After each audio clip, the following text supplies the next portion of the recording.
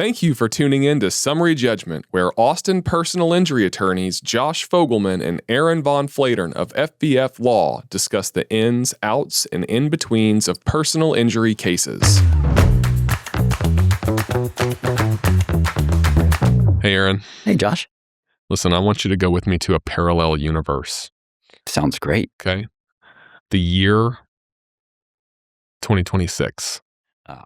That's a good year. Yeah, I'm with you. We haven't gotten there yet. Oh, all right. Just wait. You wait and tell me if it's a good year or not. Okay. Okay. A director decides to write a movie. Mm-hmm. Okay. The movie is about a fractured home in the Midwest United States of America. Okay. Okay. The fractured home has 2 children. Mm. Okay. All right. A big brother and a little brother. Okay. Yeah, I got it. The little brother is a video game prodigy. Okay. Okay. You with me so far? Yeah, I like it. The big brother and the little brother learn about a competition in California, a world video game championship, so to speak. Okay. Okay. Am I in this? Never mind. Yes, I like it. Okay. Big brother decides to abscond with little brother and get little brother all the way to California to participate and win the video game competition. Okay. Okay. Through a series of planes, trains, and automobiles, Mm-hmm. they end up in Reno. They're making their way. They've had some issues, but they've made it this far. And they meet a young woman. She's a runaway. Okay. Okay. The young woman joins the mission. All right. All right. The young woman's father is a truck driver. Okay. Yeah. He's got a network of truck driver friends. Yes. The children find themselves in trouble. All right. Okay. Yeah. The young woman says, I have an idea. I'm going to lean on one of my father's truck driver friends, and he's going to get us to California. Okay. Okay. She goes to call him for help. Only in this parallel universe, the trucks have no drivers. There's no one to get them to California. He doesn't win the video game championship competition. Nobody gets to see where the secrets are hidden in Super Mario Brothers 3. And the world collapses. I think I see where you're going. I think what you're saying is that in the future world where trucks drive themselves, there will no longer be a ragtag bunch of truck drivers at the ready to take young people to weird competitions in California. What do we do? This is a real problem. That's why we brought it on our podcast. It's something we all need to think about. Haven't we seen The Wizard? Do I have to say it? One of the great movies of the 1980s, Fred Savage. I am so glad Producer Dave is here. I'm glad too. Producer Dave. Dave, can you? I got lost. Producer Dave. We got to Reno. Were you alive in the 80s? How did they get to Reno? Reno? No, they were already in the... This is why the story really started to lose chronology for me. Because we made it to Reno where we met this girl, but then we still needed to get to California. I mean, Reno almost is In fact, if you go around Lake Tahoe, I mean, it's a walk, I guess, to get to Lake Tahoe. But then there's California right there. Listen, I'm not saying that I even told the story right. Okay. Also, we started in 2026, but then we weren't there. Like, we're not there yet. Look, we haven't made it Maybe we're not there yet. The parallel universe. Guys, The Wizard is arguably the greatest movie of the 1980s, and I am deeply, deeply disappointed that neither of y'all have seen it. Smokey and the Bandit probably wouldn't have worked without a ragtag group of truck drivers. There's Convoy. It's either a movie or a song. I'm not sure, but it wouldn't have worked without a group of truck drivers that were wily and crafty. This is something we need in society. But what we don't need is horrific crashes that kill a bunch of people. That's true. Which actually happens with trucks. That's true. Which is why, it's kind of relevant to our law firm. There is now in the state of Texas at least 5 different companies operating driverless trucks, driverless semi-trucks, 80,000 pound-ish vehicles, sort of zombie driving through the night, 24 hours a day between Dallas and Houston on I-45, and some on I-35, and some in West Texas in the oil field, delivering fracking sand. There's a company called Kodiak. There's one called Bot Auto, and a very interesting one called Aurora that have really pushed the science to an interesting place. I mean, they're doing it. It's not, it feels like we're in the future, but these are giant moving buildings flying at highway speed, and it's okay, I guess. Aurora is backed by FedEx and by Amazon. In fact, I think the main financial stake there is Amazon. And they're using these trucks for like middle mile delivery, meaning that it's not they're not coming to your door. They don't want to freak people out, right? Yet. They're waiting. They're going to freak you out later. And I guess the question is, should we be freaked out? Other than the loss of the ragtag group of wily and crafty truck drivers, what else does society stand to lose or gain in this transaction? Yeah, I mean, it's fascinating, right? We are in a fascinating time of technology. No one can deny that. Like, to have an 18-wheeler on the road that doesn't have a driver is just insane and incredible and all the things. Viewers need to picture this. Yeah. I want you looking at the front of the cab, and there's like these crazy headlights and a zombie cab, like just these 2 dead eye windows with no one behind them. And it's like gonna be driving. Yeah. Like Terminator. You're situation. looking at this and you're thinking, what is that? Where does the driver go? It doesn't. There is no driver. It's horrific. It's a storage container with wheels that drives itself. And it's insane. The toys are alive. The toys are alive. Pros and cons, right? I mean, the pros, of course, are if it works, we stand to avoid what might be statistically the most dangerous activity that we do every day. I mean, we're mitigating many catastrophic losses, deaths, and dismemberment, just horrific injuries that are happening to innocent people across the country. We stand to eliminate that statistic completely or drastically reduce that statistic completely, which is fantastic for society. On the other hand, of course, you are displacing a lot of jobs.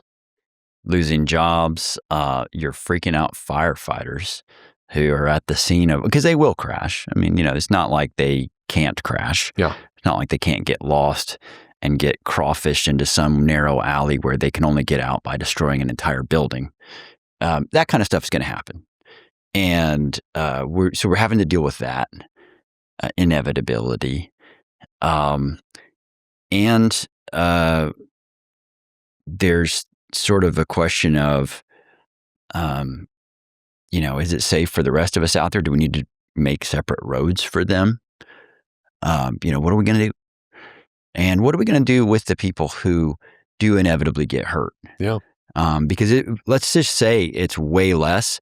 And I want people to hear us loud and clear. Like, we're very much in favor of there being less death, dismemberment, destruction. We have seen the worst of the worst. There's things you and I can't unsee. We're users of the road. Our families are users of the road. Our friends are users of the road. Yeah. So I'm not here saying we ought to not pursue a technology that could make things ultimately a lot safer. If one child lives that would have died, Absolutely. It's great. Let's do it. Absolutely right. But for those people who do get hurt or do die in one of these situations, I'll go back to a podcast we had before about autonomous driving. This is a topic we're going to keep coming up. Well, it's advancing, right? I mean, we're Right. starting to see it encroach in more and more and more components of driving in daily life. Right. What do we do with the families who have been thrust into the position of unwilling test subjects in the lab that our freeways have become? And in my mind, you have to treat them like heroes for society. I mean, their families have sacrificed or will sacrifice for the betterment of the rest of us so that someday some child won't, some group of children won't die because of the sacrifice of these few in the beginning. Yeah. And I know the companies may be justifying it that way. I'm saying you have to make them pay. And I don't mean that in a super punitive way. I just think you have to recognize that if our entire society is going to benefit in this extremely meaningful way from these few deaths and injuries, then let's transfer some of that benefit to those heroic people who didn't ask to be a part of this experiment. That seems fair, right? Oh, we're not going to argue about that. Oh, this is a point counterpoint. You go. Now you go. Oh man, no! It's wild to even consider the concept that all of us are part of this experiment. And you're right. We talked about this before. No, I don't remember signing a consent form. Well, and one thing we should talk about is how this is being regulated. One of the reasons that Texas and a few other states like Arizona and some states in the Southeast are leading the entire world, not just the United States. They're leading the entire world in autonomous trucking, miles logged, because they've created a regulatory environment that's open. And we'll talk about how they've started to kind of constrict that a little bit. But the openness invited it, and then it showed up, and you have to ask yourself, what's driving it? It's not profit 10 years from now. It's Q2 profits. It's Q3 profits. It's short-term. There's a short-term need to show a profit. There's a short-term need to show investors, we have logged 1,000 autonomous miles, or we have logged 10,000, so that they can get those investment dollars and then turn that into the reality they want to materialize. While it's materializing, it's scary. Scary because of the way investment dollars drive it. Short-term investment that needs to see something. There's no room for, I know you need to see something, but it's not safe. And if Texas as a regulatory group as a government doesn't come in and say, hey, you got to do that safer, then we're all kind of on the train track, so to speak. So what has Texas done? So far, they've prohibited cities from passing laws against it. One thing they did kind of in the positive direction is they said to these companies, you need to have a license to do this, and you need to file a plan with us as to how you are communicating with emergency personnel ahead of time, how they're expected to be trained up on the response to your trucks. Because if a firefighter shows up, there's no driver.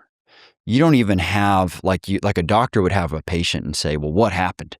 There's no one to ask. So if the answer is, well, a fire started in the battery compartment and I got out, then that would alert your firefighters, hey, there's about to be a 5,000 degree fire and we need to respond accordingly.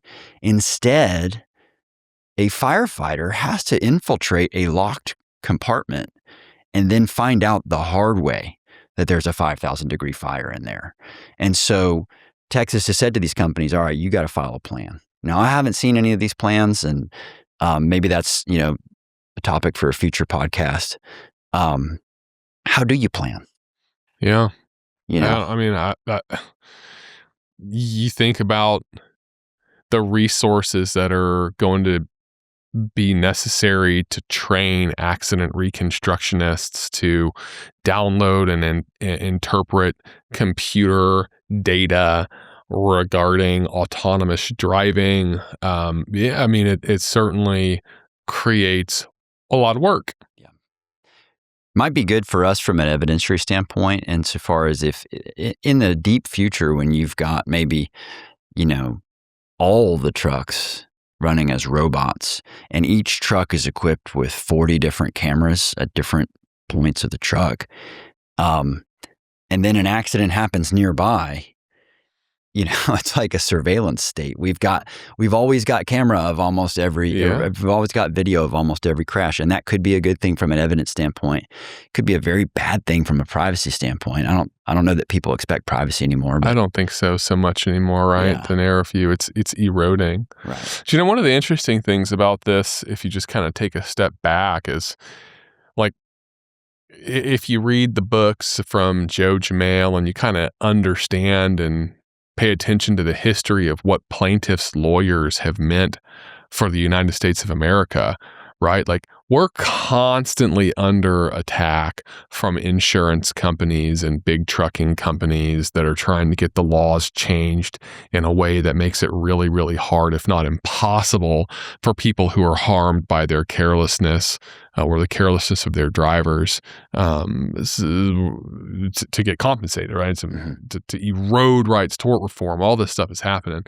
Plaintiffs' lawyers have historically led the charge in making the world safer. And the way they do that is they make it prohibitively expensive to be unsafe, right? Three-wheelers no longer exist because they were dangerous. Right. And Joe Jamel made it prohibitively expensive for them to be manufactured when they continued to have to pay out. The manufacturers had to continue to pay out on paralysis and death cases when they inevitably rolled over and hurt someone. And, you kind of wonder, I don't know how much wondering you really have to do, whether or not the trucking companies like Amazon and the big logistics companies and the oil field companies are looking at what Texans are doing and the voices they're using to send a message to these folks who are oftentimes abusing trucking laws and regulations in order to keep their drivers on the road dangerously and illegally. And the jurors are sending a message and they're making them pay for what they did. And at some point, you have a pivot point where the technology exists to just remove that variable. And the amount of money that it must cost to develop this technology has to be extraordinary. And you can only consider that safety and mitigating those losses is more valuable in the long term than the costs it takes to be involved in the development of this technology and the use of this technology now. That's a really good It's point. just kind of another one of these circumstances where you might be asking yourself, like, is this because of people like us? Yes. I think the answer is yes. It has to be. Texas leads the country in big verdicts for big truck cases.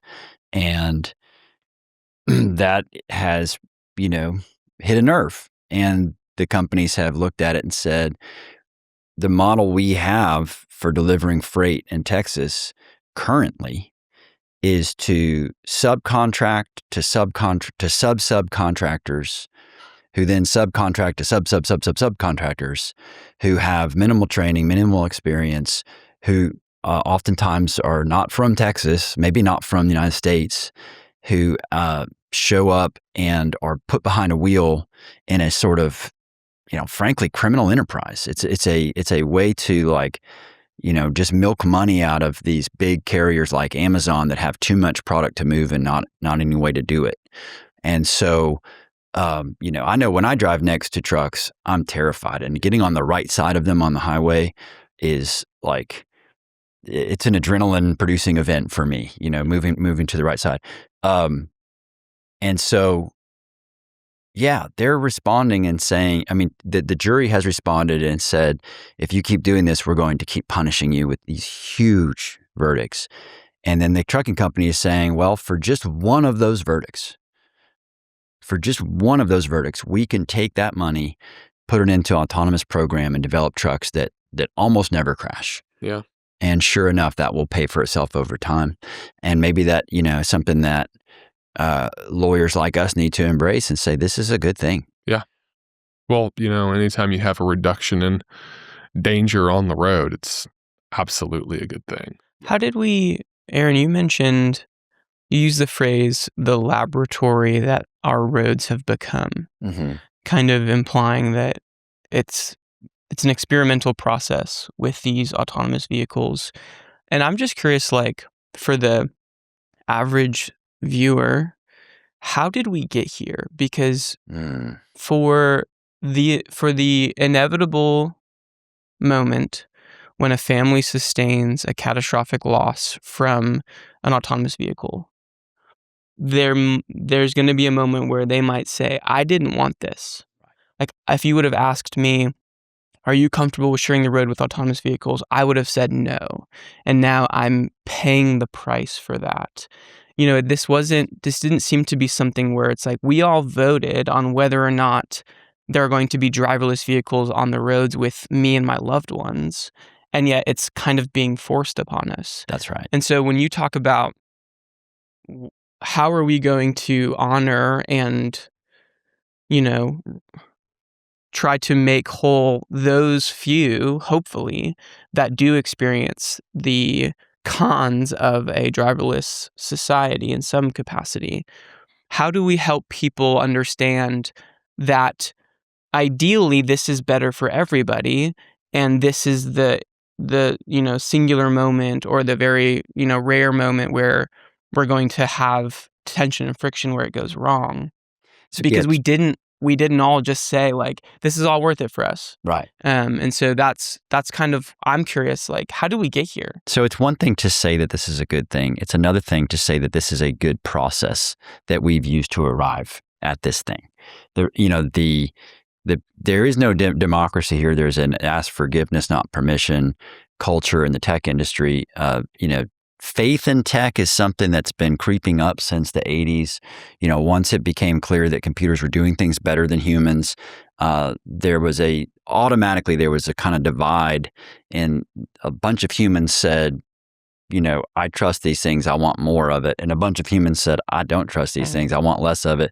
But inexorably, technology moved us forward, and it will continue to do so on our roads, whether we like it or not. And so, to me, it would be kind of academic to say, well, how could we have done this differently? It doesn't matter. We're here.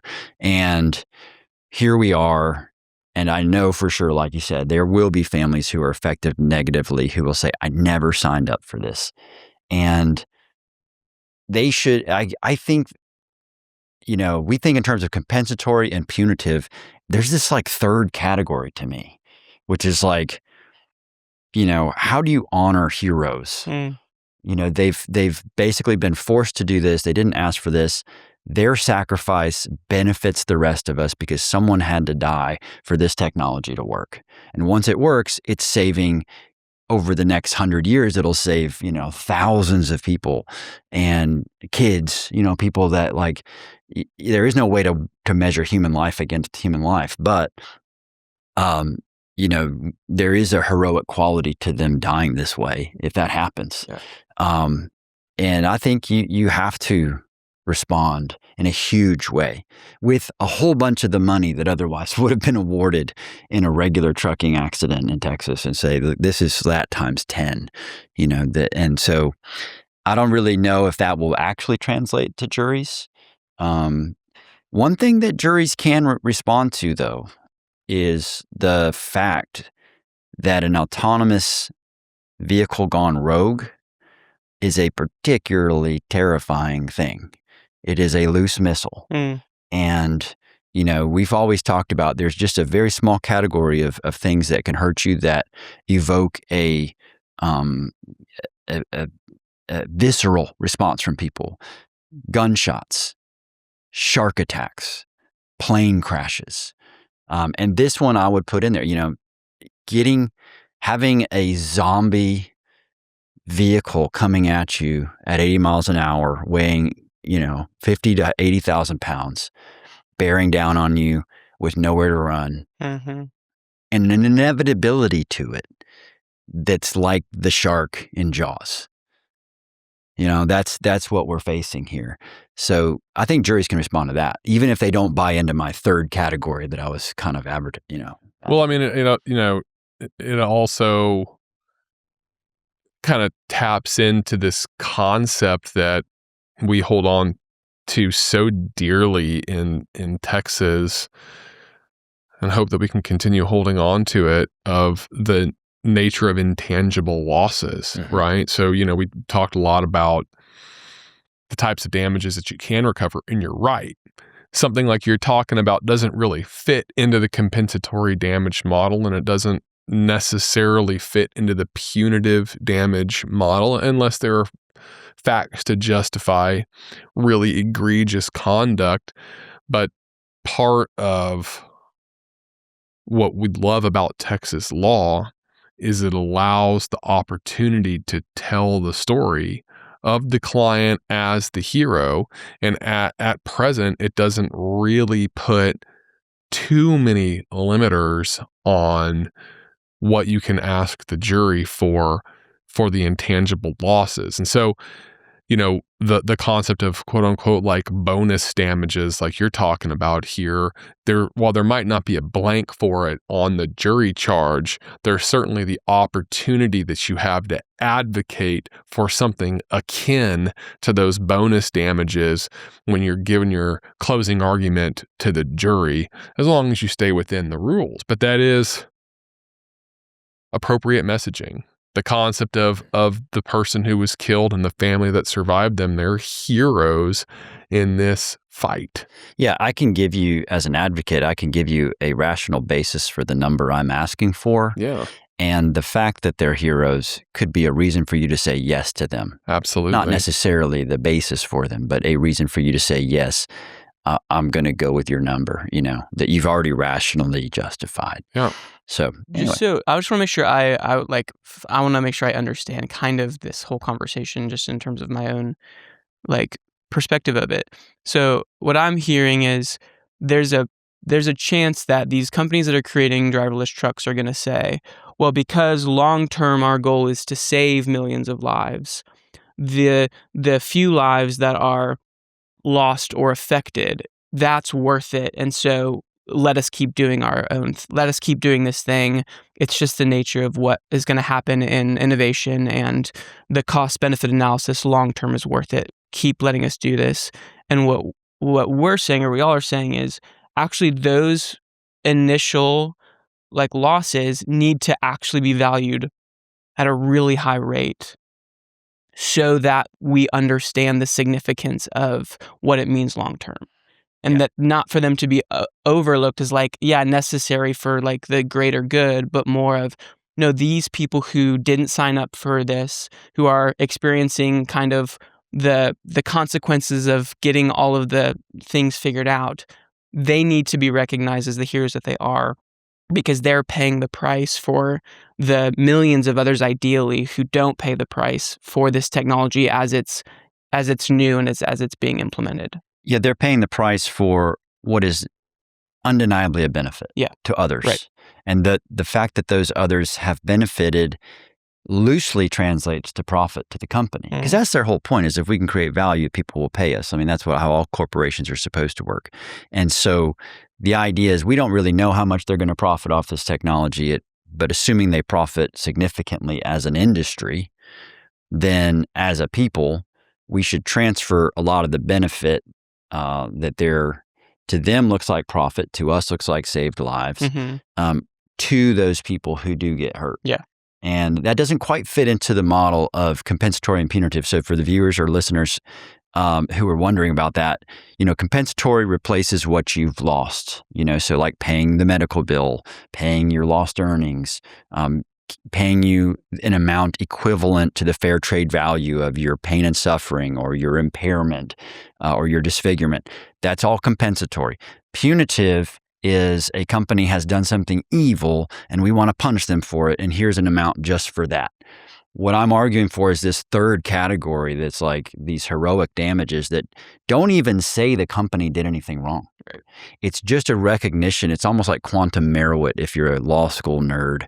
It's like an unjust enrichment of society that needs to be transferred back to somebody who's been unjustly harmed in this transaction. Right. They were a part of they were signed up to be in the experiment that they didn't sign up for, experience the consequence of the experiment going wrong. And they should be honored And for they that. should be honored for that because they didn't sign up for it and they paid the price unwillingly for all of us to live longer and stay alive in the future because of the technology. We may need to turn to the country of Mexico. Actually, they have moral damages there, which is an interesting concept. We don't have that here.